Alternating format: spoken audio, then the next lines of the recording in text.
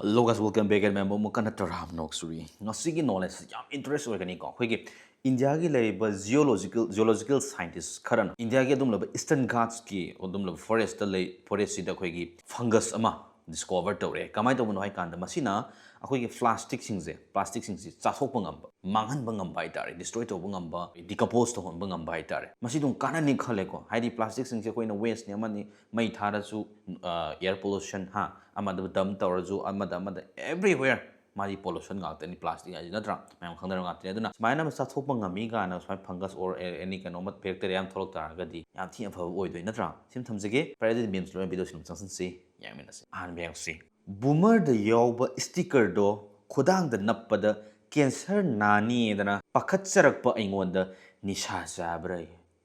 Kitang Kaluko. Brooklyn ne clean was auze. Hobana Dramam, Matangsi. Lie a buggy video the di Nushina comment piram but take na zay.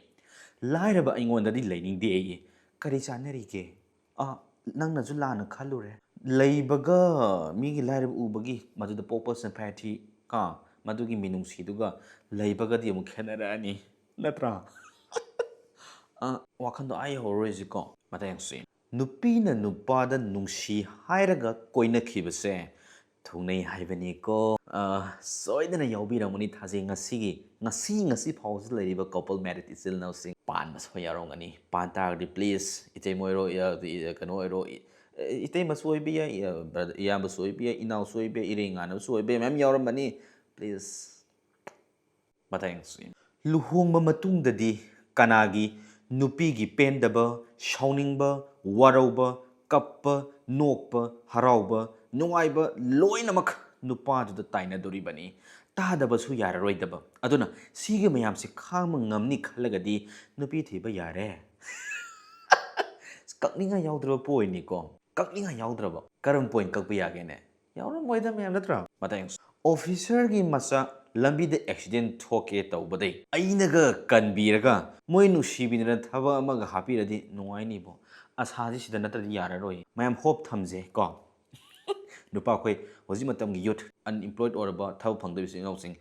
asa jawje ka film da gokuloina kai koina amana phangbadi yar kari gi life ta yaroi natra sas ngai ji adubu tambadi ngamde matayang si kaino nungsina si hairaga aigi damak siba ngamgadrai atopa ma yengbiro chaluke bye thungnaji hingminaji punji supa ha isa anga yomina dana ha isa isuga semina dana hau samina dana natra nungai pani hingminaji di aduga siba ngamgadrai ai sigra nang kana lai baloge no hairak tamni natra anga obne hangi hair to kai damak siba pokam na pokpaji buwa nungsi magi dong nusiba magi damak sigadrai ba nonsense natra khadok kadamne matayangsi ebida leshabi sararoi ai mau sarage phubada loidore ai nupana phuman deri mine phasra phuba yabi yam lere ko as ma'am thina biram ni natro sorry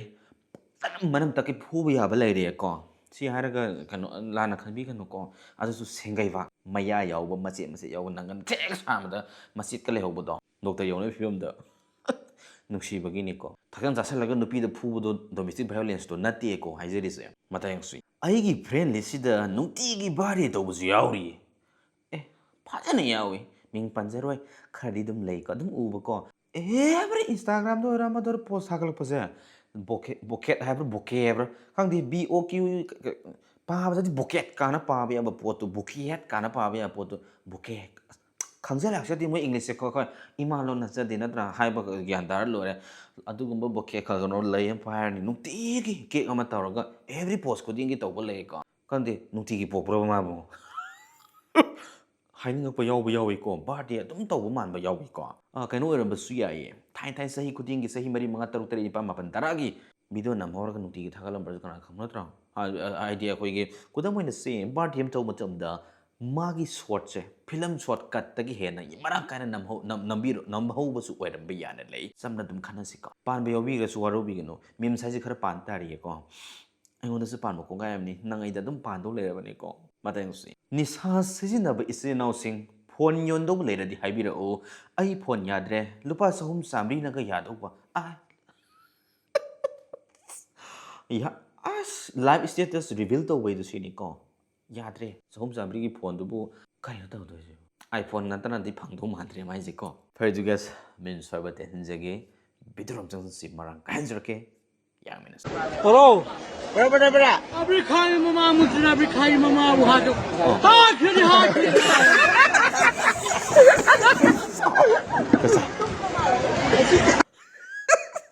ꯅꯨꯡꯉꯥꯏꯔꯝꯒꯅꯤꯀꯣ ꯕ꯭ꯔꯗꯔꯁꯦ ꯃꯔꯩ ꯂꯩꯀꯥꯏ ꯃꯃꯥꯟꯅꯕꯁꯤꯡ ꯂꯣꯏꯅ ꯃꯇꯝꯁꯤꯗ ꯃꯥꯒꯤ ꯋꯥꯗꯕꯨ ꯇꯥꯒꯦꯅ ꯉꯥꯏꯕ ꯑꯗꯨꯝꯂꯕ ꯑꯩꯈꯣꯏ brother ꯑꯃ ꯑꯣꯏꯔꯝꯗꯣꯏꯅꯤꯀꯣ ꯍꯥꯠꯈ꯭ꯔꯦꯗꯅ ꯀꯩꯗꯤ ꯎꯄꯥꯏ ꯂꯩ ꯅꯠꯇ꯭ꯔꯥ ꯇꯥ ꯐꯩꯖꯥꯎ ꯂꯩ ꯆꯕꯨꯜꯗꯨ ꯄꯨꯔꯛꯑꯣ ꯅꯈꯣꯏꯒꯤ ꯅꯤꯡꯉꯣꯜ ꯃꯋꯥꯁꯦ ꯉꯔꯥꯡ ꯁꯤꯡꯖꯨ ꯂꯪꯁꯤꯜꯂꯨꯕꯒꯤ ꯑꯄꯣꯂꯣ ꯑꯝꯇ ꯇꯧꯔꯝꯒꯦ ꯑꯄꯣꯂꯣ ꯍꯥꯏꯕ ꯅꯠꯇꯦ ꯏꯕꯦꯝꯃꯁꯅꯥ ꯑꯄꯣꯂꯣꯖꯥꯏꯁ ꯍꯥꯏꯗꯧꯅꯦ ꯑꯗꯨꯗꯤ ꯂꯦꯡꯕꯤꯔꯛꯑꯣꯗꯅ ꯏꯪꯒ꯭ꯔꯥꯖꯤꯒꯤ ꯃꯍꯟꯇ ꯂꯦꯡꯖꯔꯛꯑꯒꯦ with flower for you Nate si kana kai pi no barber maming to pi roi. Jitendra to chalo. Jitendra. Ai ni sam ko ka. ꯅꯨꯡꯉꯥꯏꯔꯤꯕ ꯑꯍꯟꯒꯥꯏꯁꯤ ꯂꯩꯈ꯭ꯔꯖꯥꯠꯅꯤꯀꯣ Manipur da pai mo. Ram to na to mo ju pai. ꯊꯥꯏꯅ ꯕ꯭ꯔꯥꯖꯤꯜꯒꯤ Ronaldo ꯑꯃ ꯂꯩꯗꯥꯏ ꯃꯥꯒꯤꯗꯨꯅ ꯈꯔꯕꯨ ꯇꯦꯜꯂꯤꯌꯦ ꯑꯁ ꯅꯨꯡꯉꯥꯏ ꯂꯩꯈ꯭ꯔꯖꯥꯠꯅꯤꯀꯣ ꯃꯥꯂꯪꯕ ꯅꯪꯅ ꯍꯨꯝꯕꯗ ꯄꯣꯝꯂꯝꯕ ꯂꯩꯔꯥꯡꯁꯨ ꯁꯠꯀꯥꯏꯔꯦ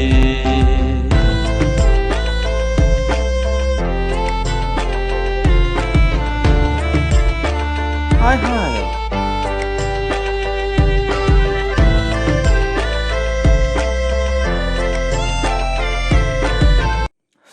ꯂꯞ ꯑꯣꯚꯔꯂꯣꯗꯦꯠ ꯇꯥꯔꯦꯀꯣ ꯁꯤꯗꯤ ꯁꯠꯀꯥꯏꯔꯛꯑꯦꯀꯣ ꯁꯠꯀꯥꯏꯔꯦ ꯊꯃꯣꯏꯒꯤ ꯂꯩꯔꯥ Mama, mabuk thandi. ꯅꯪ ꯃꯕꯨꯛ ꯊꯟꯗꯤꯌꯦ ꯀꯩꯒꯤꯅꯣ Mama, mabuk thandi. ꯀꯩ ꯆꯥꯗꯣꯏꯕ ꯁꯛꯁꯦ ꯆꯥꯊꯣꯛꯅꯤꯡꯕ ꯑꯃ ꯌꯥꯎꯗ꯭ꯔꯣ Tapagi, mabuk thandi. ꯉꯥ ꯆꯥꯕꯒꯤ ꯃꯕꯨꯛ ꯊꯟꯗꯤꯌꯦ ꯑꯩꯌꯥ Mama, mga tapagi mabuk thandi. ꯃꯕꯨꯛ ꯊꯜꯂꯦ ꯑꯣ ꯑꯣ Mga tagi. ꯆꯥꯎ Mama, nang tawo. ꯑꯩꯁꯨ ꯆꯥꯒꯦ Mama, muro tawo. ꯃꯣꯔꯣꯛ ꯆꯥꯒꯦ Mama, muro tawo. ꯆꯥꯒꯦ ꯁꯛꯁꯦ Mama, ꯀ꯭ꯌꯨꯠ muro ꯑꯣꯏꯔꯤꯁꯦ tawo. ꯆꯥꯒꯦ Hapa lawaga. tawo. ꯀꯩꯅꯣ ꯑꯗꯨꯕꯣ Mama, thindi. ꯏꯁꯤꯡꯅꯦ ꯑꯣ ꯊꯛꯀꯦ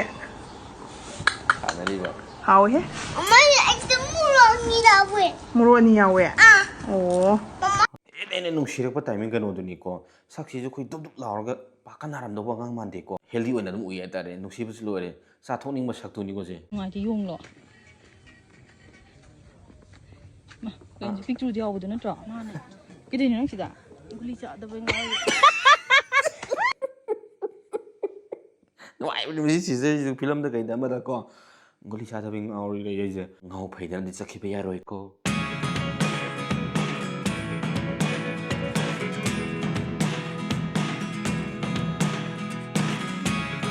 Never really know what's going on. Look at me sometimes like all you देखो मित की काजल Kapala ko metong ina kunda je kunno ina kauna re. ꯃꯅꯤꯡꯒꯤꯅ ꯅꯥꯃꯩ ꯃꯃꯥꯡꯅ ꯀꯨꯟꯖꯒꯅꯣ ꯍꯥꯏꯅꯕꯗꯨꯅꯤꯀꯣ ꯃꯅꯤꯡ ꯃꯥꯡ ꯑꯣꯟꯅꯔ ꯃꯥꯜꯂꯦꯀꯣ ꯕꯣꯔ ꯀꯔꯤꯅꯣ ꯈꯪꯗ꯭ꯔꯦ ꯃꯃꯥꯟꯅꯕ꯭ꯔꯥ ꯅꯠꯇ꯭ꯔꯒ ꯍꯧꯖꯤꯛꯇꯤ ꯀꯩꯗꯧꯋꯦ ꯂꯨꯍꯣꯡ ꯂꯣꯏꯔꯒ ꯃꯃꯥꯟꯅꯕ ꯄꯨꯟꯕ ꯅꯠꯇꯕꯤꯗ ꯂꯨꯍꯣꯡꯗ꯭ꯔꯤꯉꯩꯗ ꯑꯩꯈꯣꯏꯒꯤ ꯂꯥꯏꯃꯤꯡ ꯊꯥꯕꯁꯨ ꯀꯣꯡꯒꯥꯏ ꯑꯃꯅꯤ ꯑꯗꯨꯗ ꯑꯩꯈꯣꯏꯒꯤ ꯃꯄꯥꯟ ꯊꯣꯛꯄ ꯀꯩꯗꯧꯔꯣꯝꯗ ꯍꯜꯂꯛꯄꯗ ꯑꯣꯟꯅꯅ ꯅꯥꯃꯩꯒ ꯀꯔꯤꯒ ꯀꯨꯟꯖꯒ ꯃꯃꯥꯡ ꯑꯣꯟꯅꯅ ꯍꯜꯂꯛꯏꯕ꯭ꯔꯥ ꯈꯪꯗꯦꯀꯣ ꯑꯩꯒꯤ ꯂꯤꯛꯇꯣ ꯑꯝꯇ ꯊꯤꯟꯕꯤꯔꯛꯑꯣ ꯃꯄꯨꯗ ꯌꯧꯍꯟꯕꯤꯔꯛꯑꯣ ꯁꯅꯥꯒꯤ ꯅꯠꯇꯤꯌꯦ ꯁꯅꯥꯒꯤꯅꯤ ꯈꯜꯂꯕ꯭ꯔꯥ ꯀꯩꯅꯣ ꯁꯣꯐꯥꯗ ꯐꯝꯖꯤꯟꯅꯔꯝꯃꯒ ꯂꯤꯛ ꯄꯨꯔ ꯆꯠꯈ꯭ꯔꯦ ꯊꯋꯥꯏ ꯌꯥꯝ ꯅꯨꯡꯉꯥꯏꯇꯦ ꯑꯩ ꯑꯝꯇ ꯊꯤꯟꯕꯤꯔꯛꯑꯣꯀꯣ ꯁꯅꯥꯒꯤ ꯅꯠꯇꯦ ꯑꯩꯁꯦ ꯐꯝꯖꯤꯟꯅꯔ ꯄꯨꯈꯤꯕ ꯇꯧꯕꯗꯤꯅꯦ ꯁꯅꯥ ꯃꯥꯡꯕꯒꯤ ꯑꯃ ꯃꯃꯥꯡ ꯀꯦꯁꯁꯦꯀꯣ ꯂꯩꯁꯥꯕꯤꯒꯤ ꯑꯗꯨꯒꯤ ꯀꯟꯅ ꯇꯥꯗꯦ ꯃꯧ ꯑꯣꯏꯔꯛꯄ ꯀꯥꯟꯗ ꯂꯨꯍꯣꯡꯕꯗꯗꯤ ꯃꯆꯥꯅꯨꯄꯤꯒꯤꯅꯦ ꯁꯅꯥ ꯈꯔ ꯑꯗꯨꯝ ꯁꯥꯟꯅꯩꯗꯅ ꯌꯥꯝꯕ ꯌꯥꯝꯗꯕꯀꯣ ꯁꯅꯥ ꯂꯩꯔꯒ ꯍꯥꯏ ꯈꯪꯅ ꯀꯥꯟꯗ ꯑꯗꯨꯝ ꯃꯥꯡꯈꯤꯕ ꯈꯣꯠꯈꯤꯕ ꯀꯩꯗꯧꯕꯁꯦ ꯑꯁ ꯅꯨꯄꯤꯒꯤ ꯁꯅꯥ ꯃꯥꯡꯕꯒꯤ ꯀꯦꯁꯁꯤꯗꯤ ꯑꯁ Ai, amobilite. Posaigo. ang tabane Anok du punggia targe. ay ganok sidine minabag yung panatiye lay nabang parang ne tas tamdawi Honda si dia. honda idea Odong king he. Masa iba pa โอ้มาตำเสียมเจ้าขัดละไปนี่อันนี้มันจะมาตำมังฮัลลีโดนท่องปาโมบิเคดา